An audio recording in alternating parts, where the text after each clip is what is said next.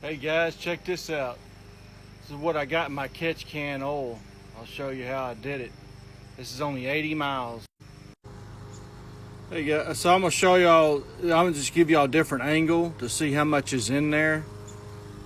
And then I'll walk you through it.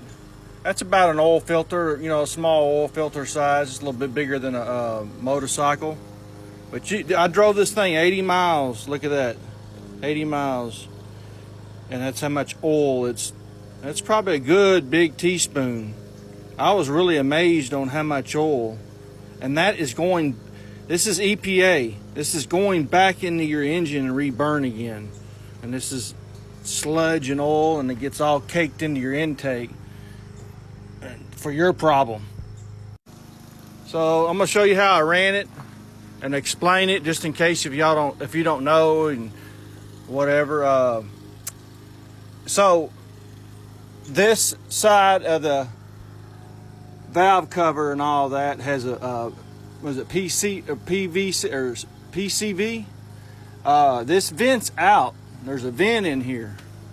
See, it comes right into here, and that goes into that valve cover. Well, this side vents off from the crankcase. That's what all this is, but I don't know all the technical terms. I'm not a super mechanic, but I know the functions. So this vents, comes into here, and that's what ties into your intake. This is not stock, but it's just a cold air intake, but it doesn't matter. If it's a stock one, they'll do the same thing. They tap that, and which burps up mist of oil as it vents, tapped into your intake, which sucks all that oil. That's why everything gets so dirty in here. You get gummed up valve throttle bodies and all that, you know. Well, they shove all this through here. Old school, they used to just have a vent right here, and it'd vent out in here. Well, then now EPA and regulations, which EPA, it gets all splattered into here, gums up your throttle body, starts running rough, and then you got to take it into a mechanic. And then it gets spread out through the intake down in here, and ain't no telling what that looks like inside. But anyway, this vents off here, goes across over to this side. All right. There's another one on this side too. And that's in that back there. You see it comes up, rides up, and it used to tie into here. So what I did was I took this side, and I took that side of the valve cover, and I put a T in here. There's other guys, I've got this off of some of the other guys, and teed them in, and then came back out down into my input can. And that's all this is a separator, an oil separator. So it comes in, the oil dumps into here, whatever's air and oil mixed together in a mist, and it comes into here, separates, continues on, back up, and right into the intake where the old one was tapped into, this side of the valve cover. So these two are joined together. You can go back on the video, into the input, and the output come back down. But so I put my big cover on, which covers all this, and then I got it strapped down to here, and then I got a bracket and all that. This year models, they started moving the batteries to the back, probably for accidents in the front, hitting the batteries and causing fires. But anyway, I went ahead and took this spot because there's already a battery here, plate. And so I just mounted it right in this section. And then I mounted it.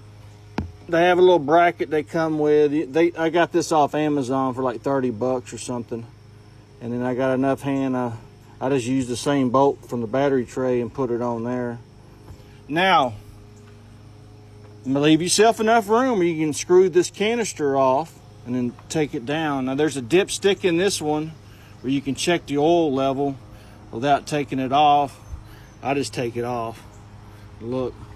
But I got 80-mile radius, so I kind of have an idea on 80 miles how far. All right, guys, I just wanted to show you. Stopped it, started the engine up.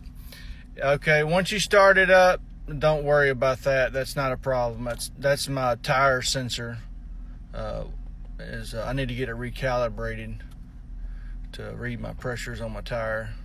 But when I first got in, and I did a ride yesterday on my 80-mile trip, this was dipping at idle.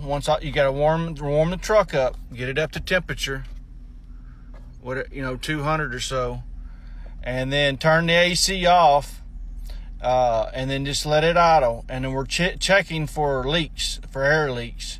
And so you see that it's idling pretty steady there. Let's put my finger there, you can see it. See, it ain't moving. Yesterday it was dipping about 200 RPMs. It would just kind of surge every once in a while. So I knew I had an air leak. So when I got back home, I went ahead and go back and check all your clamps and just retighten them down a little bit. Just check them. You'll find it if it's loose. And then I tightened everything, just checked all my broken seal areas, just made sure everything's good and tight, and then it went away, so you don't have an air leak. But this is just gonna help put, especially the oil part, help keep that from just dosing down in that intake. This is the crap that they come up with EPA and all this other junk. So that's just throwing it down in my engine. Yeah, I'm going to burn a little bit of it, but it's caking everything up. I mean, and I've got 140,000 miles on this truck. So, if somebody's going to keep it for long term. Now, old school, these trucks already used to do that. They were, you could build them. They would be vent right out, and they weren't vented in. Then they started putting smog and all this other junk in there, and you're feeding all that crap into that engine, and it's not made to do that. But anyway, hit some of y'all's comments and stuff if y'all have one, or if y'all feel like it or not. But how's it turned out for y'all? How long y'all been running it? Is your oil cleaner? I hear things about your oil, because it's not going through that double dip process. A couple guys mentioned that on there. That made sense. But anyway, hope y'all have a good day, and hope it helps or whatever. I'm just playing around. That's how I find out things. And it's $50-$60 I spend on it. I'll try it out, and if I like it enough, apparently if I've gotten a tablespoon and a half of oil that is extracted, separated, it's an oil separator, and I'm keeping that going into my engine. So take a squirt ball and just squirt it into your intake as it's running and all that, and it just splatters all in there. I've cleaned it out several times. I went there and cleaned my throttle bodies out, and when they get stuck and all that cake built up around it. But anyway, hope it helps, and we'll see y'all in the next one. Next, as they say.